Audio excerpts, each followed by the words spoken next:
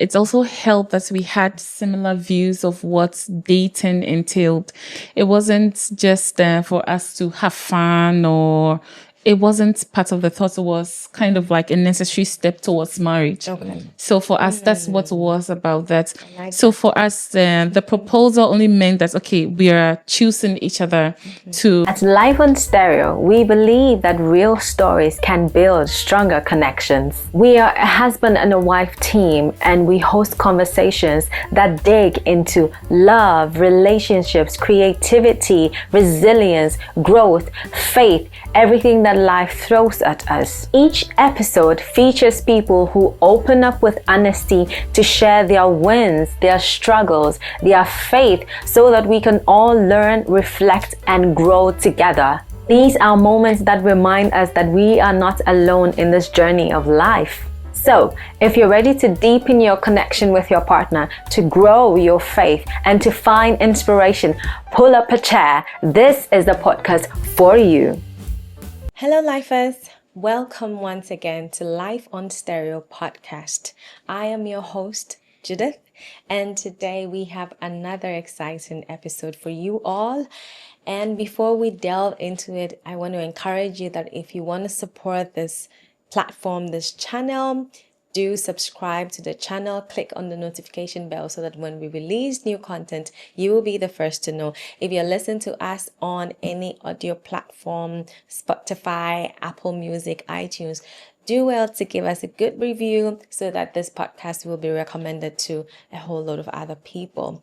So we are delving right in. Let me present to some and introduce to others our guest for today, the AHOBA-Sams.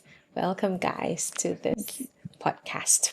Thank you. Thank you for honoring us with your presence and your lovely home to do this, to have this conversation with you.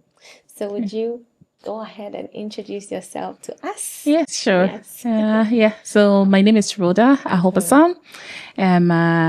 I live in Sandefjord in Norway together with my husband, Christian, who is seated right next to me. Okay. We have 3 children, and between the ages of 2 and 10, they keep us very busy. And I am originally from Ghana. I grew up in Sakumono Estates in Tema. My parents were blessed with 5 children, 4 boys, a girl. I'm usually referred to as the 5th boy. And I like to say that my brothers had me sandwiched. 2 of them are older and 2 are younger. And yes, so that's a little about me. Amazing. Thank you for having us. Did you want to tell us, Christian? Yes, my name is Christian Ahoba-Sam, and yeah, because my wife introduced me already. Yeah. But yes, but I also came from, grew up in Ghana, and then relocated to Norway about 12 years ago. Okay. And I also come from a family with it's a bit complicated. Not straightforward.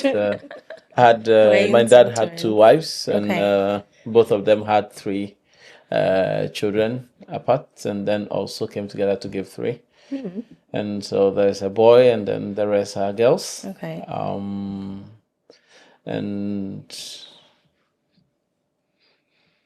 Yeah. So Christian is saying that he grew up in a family where the dynamic was 2, his mom and his bonus mom. How about you? What was your background and your exposure to marriage and relationships? Yeah, so my father had 1 wife. So we lived together. Actually, so in Ghana, I come from the northern part of Ghana, and Tema is south. So not only was it just my father and his wife and just my brothers, but we weren't really seeing the extended family so much as well. So it was really just us. Yeah. And so I want to just start from there. How did your family dynamics shape your understanding of, or do you think it even had any influence whatsoever on your worldview about marriage and relationship? Yeah, certainly, Judith. So the whole working theory is that it has shaped my view of marriage.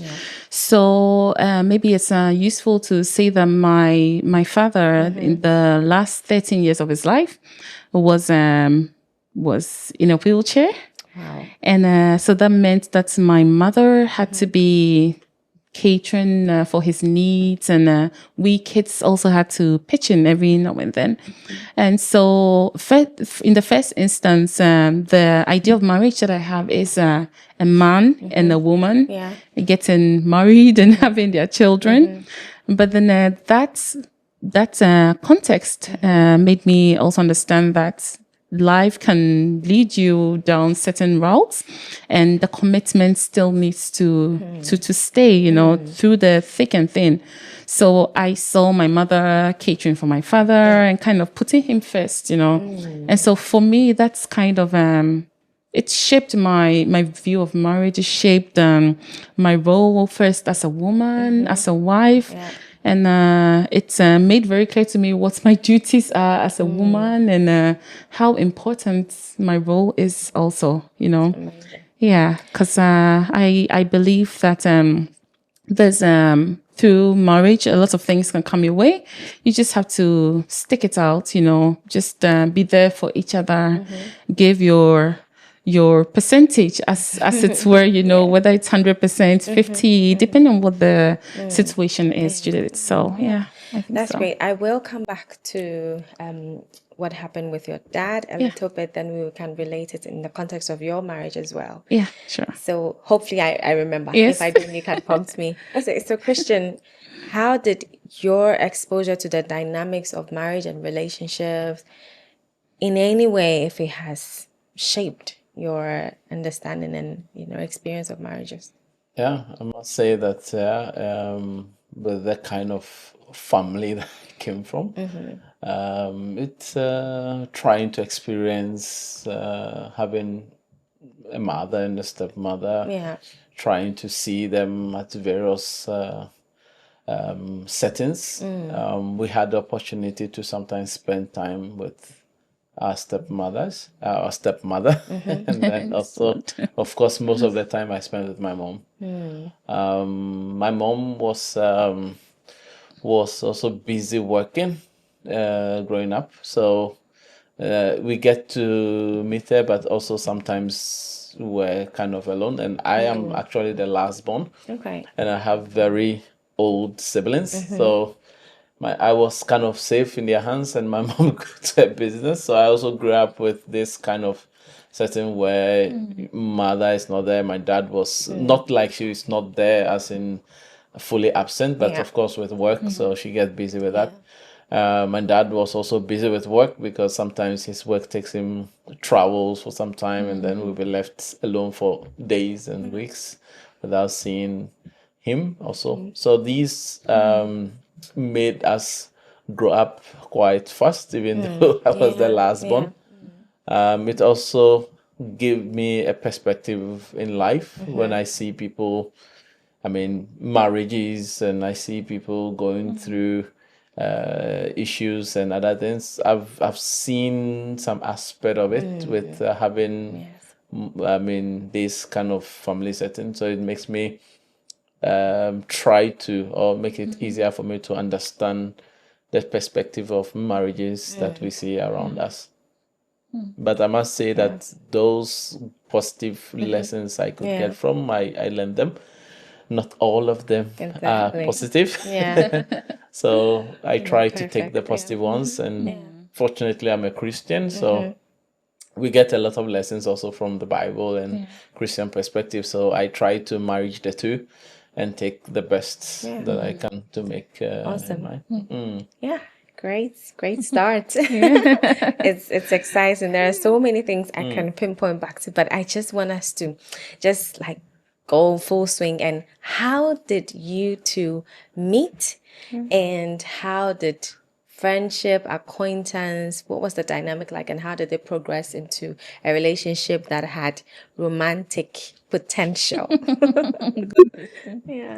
So we first met when we gain admission to the University of Ghana, Legon in Ghana. And that's the first time we saw each other. And then eventually we became friends. We had common courses together. We were doing biological sciences. And some of the classes we actually have same lecturers, because the classes were huge. So sometimes we have like 3 or 4. We are split into 3 or 4 classes. So you may be in the same course, but you may not be in the same class with others. But we had some common classes like chemistry. And I think that is where we first came more into contact in Dr. Buzia's class. Yes, that's right. So maybe I'll take it from there. So like Christian said, we actually have so many mutual friends. And out of the pool of people that were present at the time, I think I was the one to maybe initiate a friendship, platonic, yes. Let's get that clear. To initiate, yes, let's make it very clear, platonic, because we were in the same chemistry class, and Christian he's very good at chemistry, and he's all about chemistry, yes. So I wanted us to study together, and so that's how we became closer out of the pool of friends that we had. We would especially study alone and have friends join us every now and then if they were interested in what was going on in the chemistry class at the time. And then Christian was very good. He likes teaching, so he was very good at explaining from first principles what was going on. And chemistry is not really my strong side. I prefer physics. He doesn't like that. But so that's how we started to study together. And we were seen mostly together most of the time. And then it just occurred to me that when, he said that the classes were very big. So that means that if you came late, you would not get a seat at the right position. So me and my girls from secondary school, we would usually get there early. And of all of us, I would save a seat for Christian. Would you? So it was the girls and Christian by us. We were just friends, and I knew that my study partner was coming in late. So we're just studying chemistry, and some of our friends would actually start to kind of give us some pressure. And one guy, he was also in the same church as me, AGCM. So, and then in the same hostel as Christian. So he would go after church to Christian and say, "Oh, you should have seen Roda today. She sang so well at church," or "You should have seen what she came to church in," and so on. So like we had people suggesting that we were going out, or there was something romantic between the two of us at a time when we weren't inclined towards those thoughts. So then with time, Christian, to take over. We have been friends for a while. I think we got much closer because we were spending most of the time together. If we were outside lectures, we were studying together, we have lunch together, and then, of course, when you get closer to somebody, you start talking. So we start talking about other things, family, life, what is happening in your family, what's happening in my family. And other things. Sometimes we go to church together. We're not in the same church, but sometimes I visit her at her church. She visited me at mine.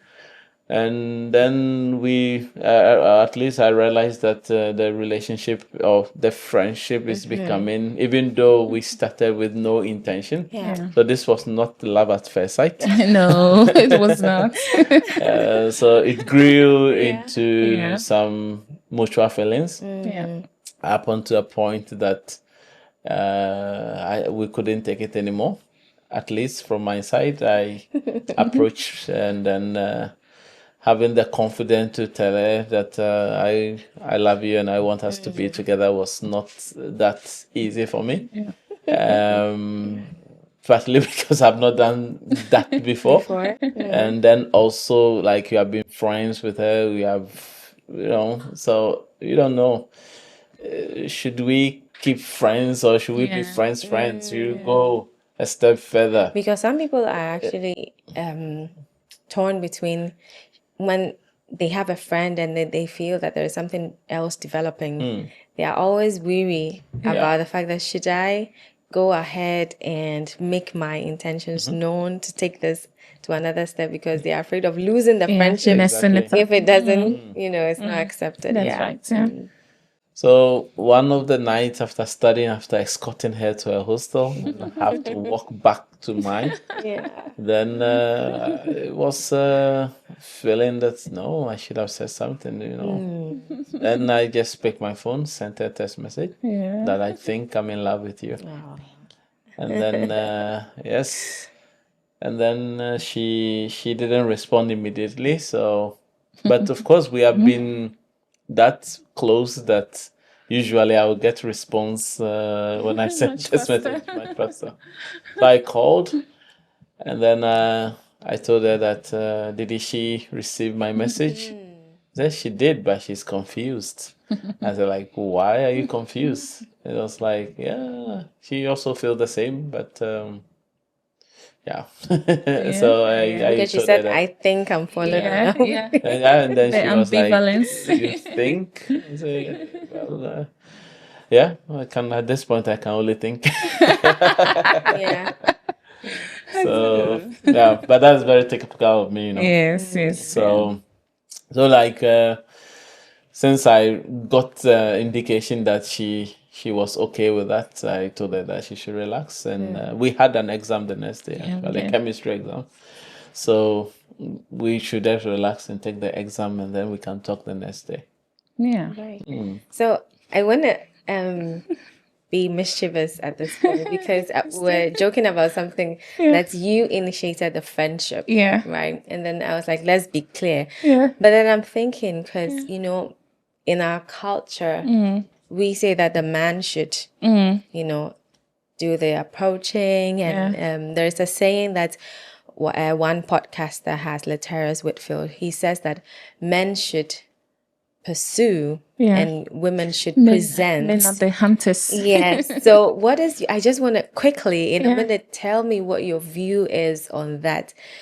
If a woman wants to approach a man, or, that dynamic, what are your thoughts about that? I actually am I would say, very traditional woman. I totally believe that it's, or think that the man should do the proposal or the proposing is so when I initiated the friendship, it wasn't with any thoughts beyond a platonic friendship. So I think that's okay. I mean, we make friends every now and then. I didn't go to him saying, oh, you're handsome, can we? It was, we were going to study together, you know. So it was, but I think relationships start off in different ways, and it's not easy to maybe like think of a one size fits all way that they should happen, you know. And actually, when I reflect back on the way things happen between Christian and I ask myself also, was I already thinking beyond that and wasn't conscious of it? You know, because of all the guys, Christian is very smart, but there were equally other smart guys around. So why did I initiate this? Should we study together and all that? So, but then I can also say that I started praying about a future partner very early on in life. So I want to believe that somehow behind the scenes, God was working and making us gravitate towards each other. It wasn't conscious at the time, you know, while it happened, but I want to believe that, because there are still questions that are unanswered in my own head. Why did I say we should study together? Why? And when he proposed to me, I know a lot of ladies wait sometimes years and so on to say yes. But for me, it was like, we had become so close friends, and I could actually see myself with him. So just a quick answer to this. At that point when he asked you to be what? To be his girlfriend, or with the intention of, maybe I should throw it to Christian. Yes, I could. When you were asking her out, was it with the intention of marriage, or see where it goes? I wasn't seeking for a girlfriend. I think we were friends. And so if we want to put the gender to it, then we're boyfriend and girlfriend, not in the way it is seen as romantic boyfriend or girlfriend, but for us, we are friends.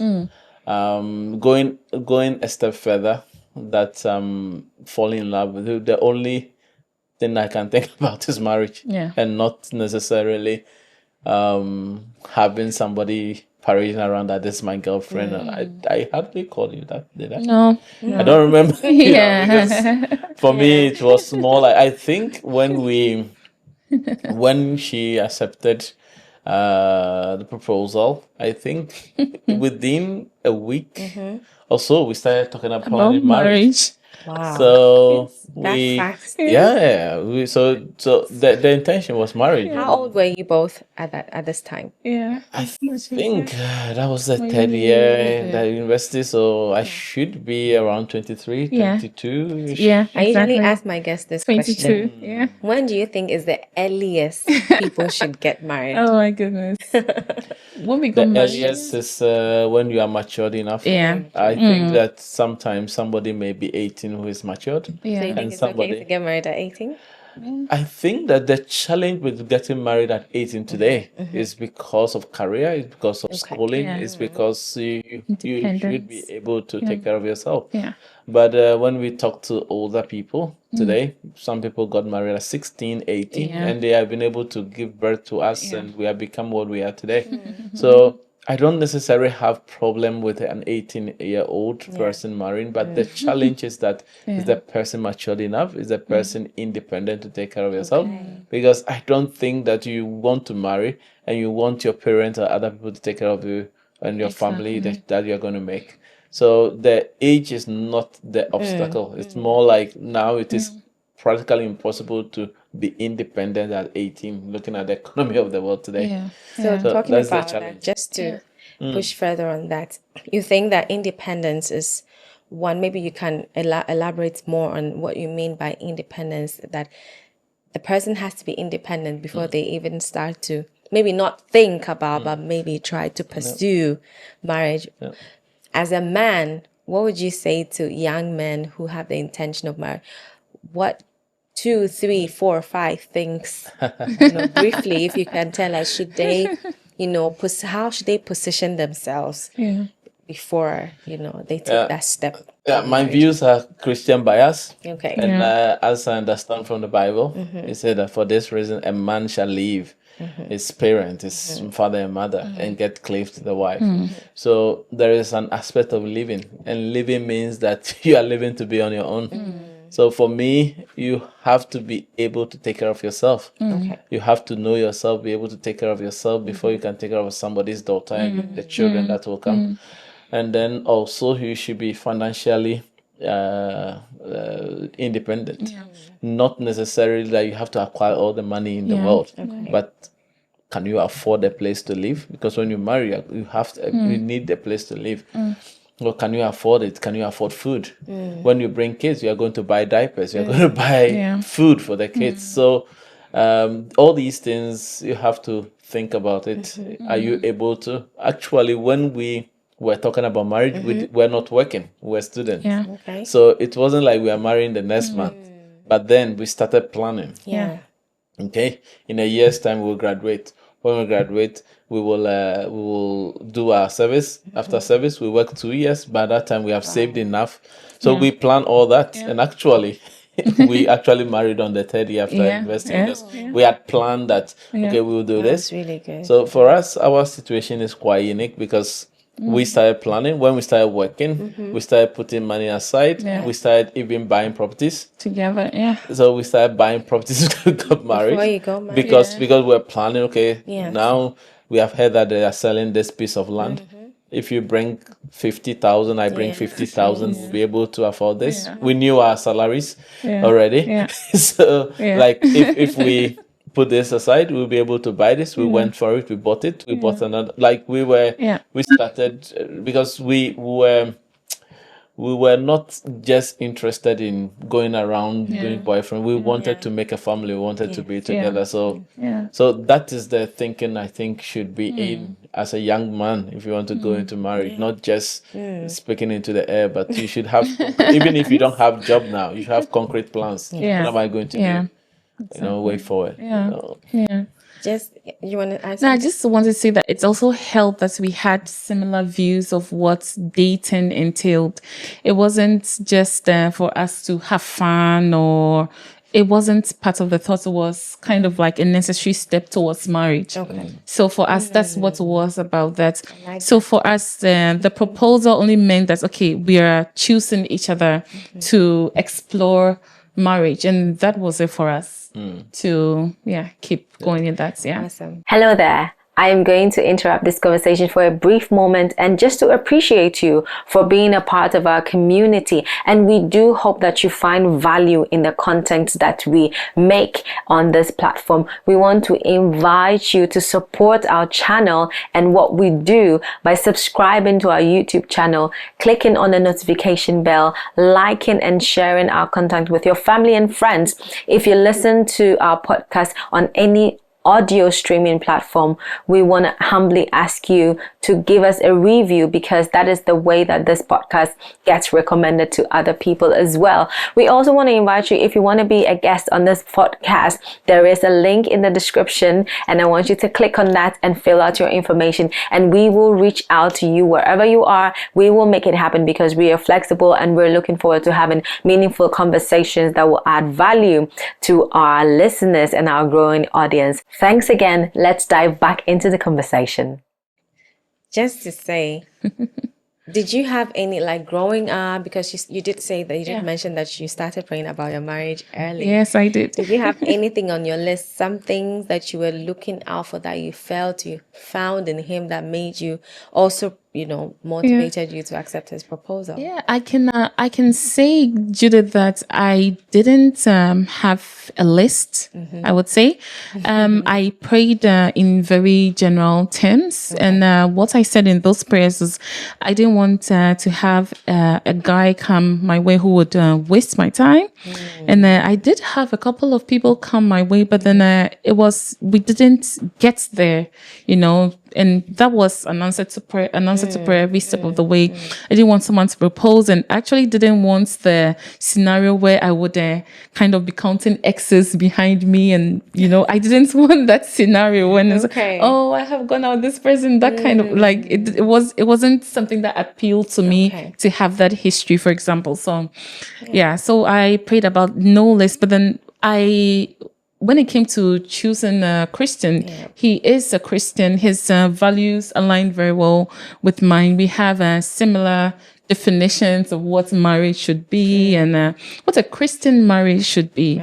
And I think when we have been friends, we had been friends before we decided to start dating. So we have a good understanding of who each person is. Of course, I don't know everything about Christian even up till today. We still learn about each other, after 12 years of marriage. So it's been very explorative, but then at the core, I can say that I know what he's made up of, if maybe that's too bold, but then I kind of have an idea of what he stands for. And that was good for me. How about you, Christian? Did you have anything you were looking forward to? I actually didn't also have a list. I think I also started praying quite at a young age, because I was going to church and we were advised that you should pray over your partner or the person you go out with. So I've also been praying, at a very early age, maybe 12 or 11. And I didn't even know what I was doing, but I was praying about it, And then, but when, we being friends, I felt, I wanted to marry a lady. I wanted to marry somebody that, I would be proud to present as my wife. And I saw that in Roda, right? I saw a lot of nice qualities in her.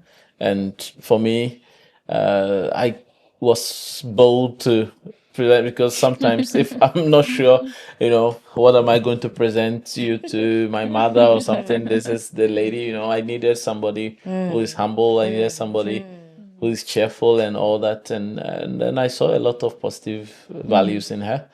And it was, she met that energy.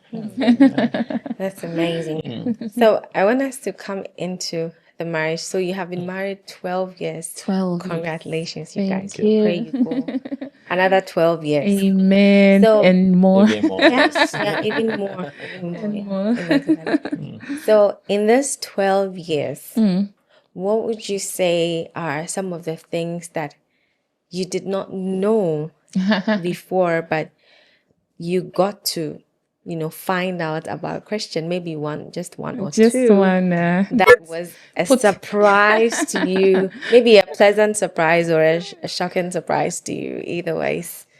Oh my goodness. What what do I say? That's potentially not a marriage breaking surprise. Yeah, I think that like I said before, I still learn new things about Christian every now and then. What a surprise. Oh, it's been oh my God, I'm struggling. Or Can even the surprise Christian you go back? about yourself. You know? Yeah. Oh yeah, I think what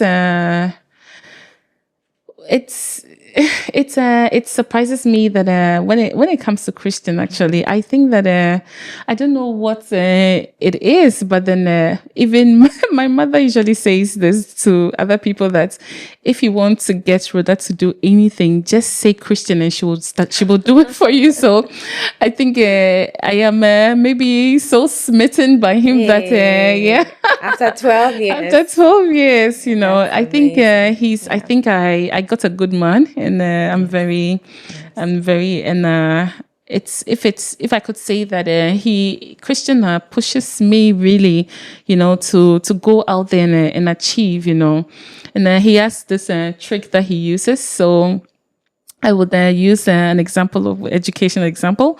So Christian would say, "Oh, apply for this, and if you get it, then you decide not to go." For example, because so that's what he does, and he knows me that once I get the opportunity, I want to get things done. So it's kind of like a trick he uses on me. So then I apply for things, and he's like, "Oh, now that you got it, yeah, you can do it." Just so like he kind of works on me in stages, and maybe that's something I didn't know about him before. But then he's very sly when it comes to that, getting me to do his bidding, but then like in chunks, so that I don't notice what he's doing. But then like I said, I got a good man. He really is there for me, like sincerely, pushes me. He's honest to me, and even when we were dating, people like to impress their partners when they are dating, and it was never like that with us. He showed his true colors, and That is good. exactly. So I mean, there was no pretense, and he's always in my corner, and I guess that because by the time we were dating, we known each other. So what is there to Friends. what is there to So I mean, there wasn't much to do actually, and That's true. and I think that I think when she went to Wesley Girls High School. Those of you know from Ghana, and the best we've heard school a in lot Ghana. of things about those girls, and but she is, I think she's a different breed, because you would expect her to be pompous, or as that is the Notion, Narrative yeah. the let me say the what the Notion? notion that people have, whether it's real or not, that's another story altogether. But I think she is quite different and That's amazing. very, That's amazing. very down to earth. I think one of the things about Roda was that she is bold to say things as it is, and that sometimes, if you don't take care, you think that is rude. But that is more like she's bold to say things. I am not that bold. I will say it but I will make sure I'll say it diplomatically Yes. so that you don't take it Don't offense. offend anyone. But she will say it. And Yes, then, it is. Yeah. yeah. So that is one of the things that you see. Yeah. You know, Yeah. I tried to tone it down, and then I realized that it wasn't doing well with her.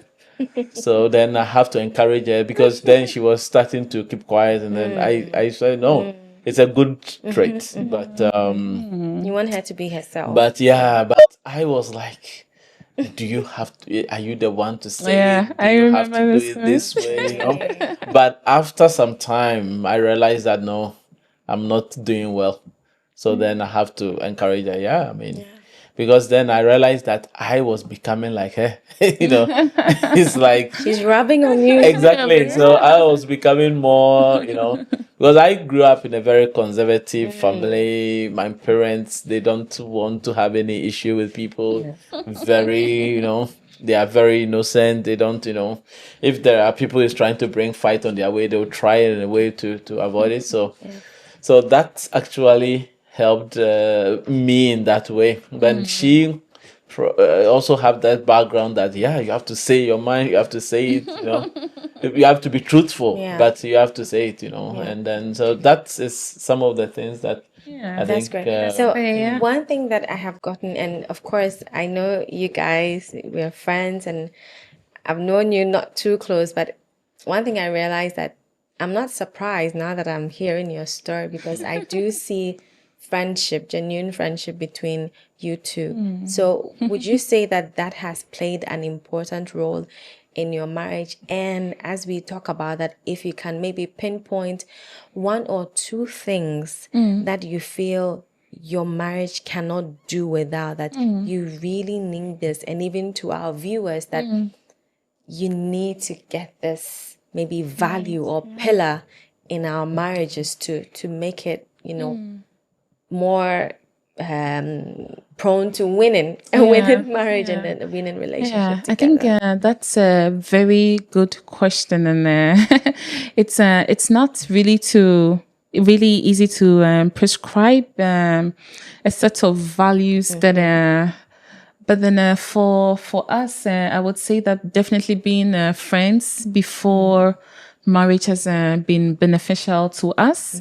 It's first exposed us just as we are, you know, because there was nothing really at stake, I would say. There was no need to impress, and it was really, really innocent. So we got to know each other just for who we are. Yeah. We got to know each other, not because of gifts or stuff, you know, because when you're dating, there's this expectation of giving gifts to the other person. It wasn't like that at all. So we got to, the friendship really helped, you know, and then also to see each other like in the pool of friendships that we had, to see how we deal with other people. Then, you know, that kind of group dynamics is also It's usually something very helpful. that I tell like younger friends of mine, that try and see your potential partner in the midst of other people and how they relate with other people, because to you naturally they will be all nice and all, you know, but how do they also relate with other people around you? So that's really good. And then because I also then got to see how like you're hinting how Christian treats other people, even ladies who had potentially romantic interest in him, how he was so kind to them in letting them off and all that. So that was really good to see. And if I have to think of something that has really helped us in marriage, I think communication has really been very important. Just talking it out. You know, there's been times, and I think you are the better initiator of talking about it than me, because usually I like some space before we go into some deep conversations. But then Christian is really good at initiating those. And then, so communication is also very important. We pray together a lot. And there's a lot of targets that we have put ahead of us. And usually it's a prayer that gets us through before we realize we are celebrating the evidence of it. So I think prayer has really been the glue, relying on God. Yeah. And I remember when we got our wedding rings, we had the inscriptions like of our initials, and then with Jesus in the middle. So keeping Jesus in the middle has really been in the center, has really helped us. Yeah. Yeah, I mean, we saw our marriage as a Christian marriage. And so we, in a way, we were not coming into a relationship with the mindset that we are going to divorce. Because I was going to ask that. So with that in mind, whatever you get, you take it that way. All right. So for me, my main opinion in this marriage has been that if I go outside and somebody do something that I don't like, I can overlook it. But when I come home and do something that I don't like, I should say it, because we want to do this forever. For life, yeah. So if we want to do this forever, I may not be able to accept this for the rest of our life. The same vibe. Yeah. So I mean, we have had discussions and arguments Of and course. things like that. That maybe because we come from different parts of the world, we come from different homes. There are perspectives in that is different from hers. So we try to talk.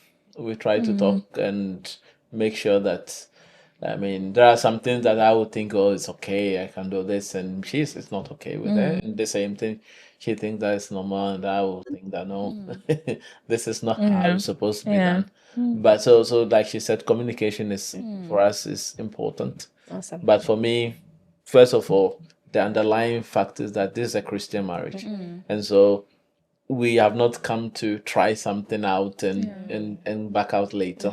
So that in mind, you are ready to accept, and if it is not acceptable, we talk about it and find a way to make it conducive for each other. And if I can just chip in, one thing that Christian would say very early on, even when we were dating and even in early years of marriage, was that he would not be good to me because of me, but because of God. That is so Exactly. And then that has given me so much confidence in our marriage over the years, because he's not necessarily being the good husband that he is just because of Roda. He's looking up to a higher force than me.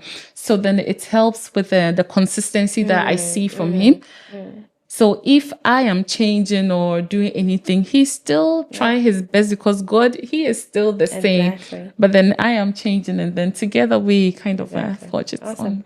So as we are wrapping up, Yeah. I have 2 more questions, and we just take it briefly and then we go. Okay. What would you tell your younger self Ah.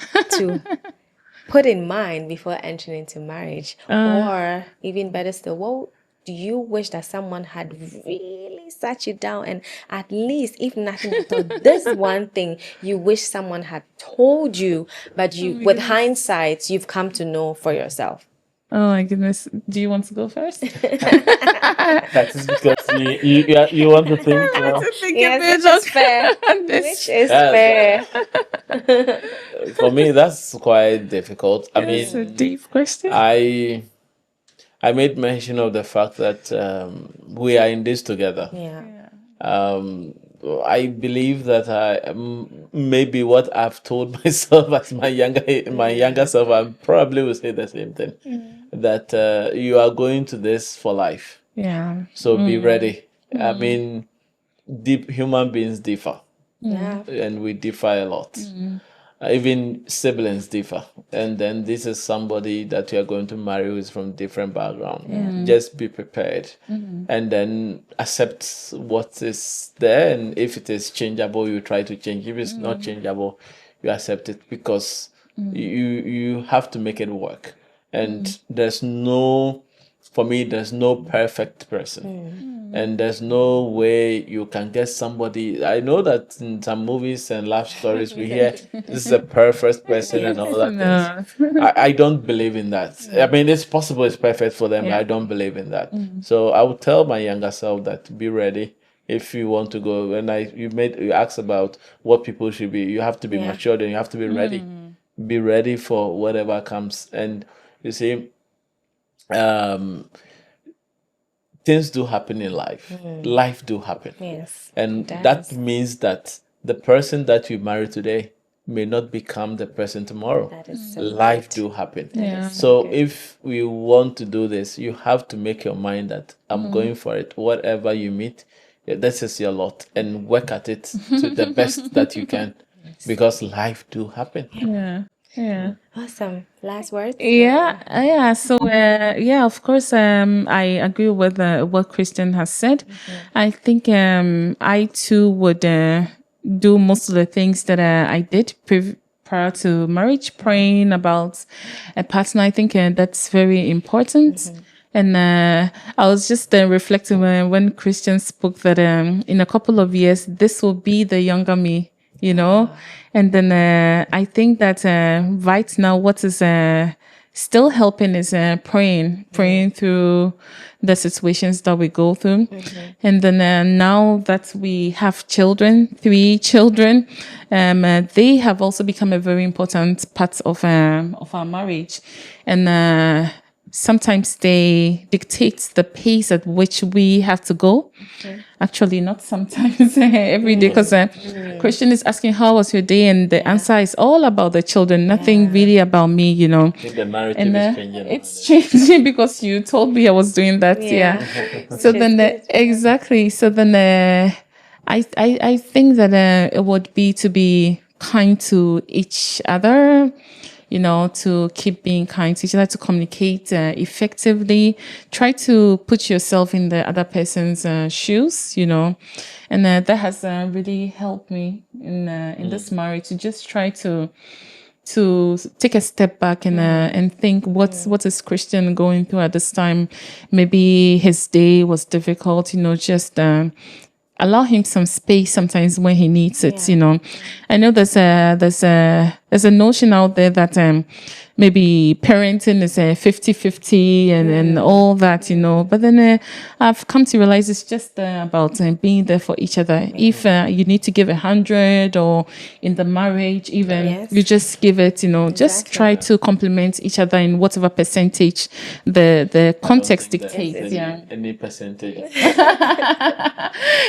So it's awesome. Thank you guys. AHOBAS-Sam so much. I can't say how much I appreciate you guys. They're not big, because even the circumstance of we shooting this, we are shooting at a very late hour. So thank you guys for staying through and sharing with all of us.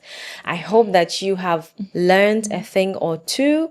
And if this session and conversation has been helpful for you, be sure to share with your friends and family and spread the word. Life on Stereo podcast. So until we see you in the next episode, have a wonderful day. Thank you for joining us on this episode of Life on Stereo. We hope you found our conversation insightful and inspiring. If you enjoyed today's episode, please subscribe, share, or leave a review on your favorite podcast platform. Your feedback means the world to us. Do well to follow us on all our social media platforms. See you in the next episode.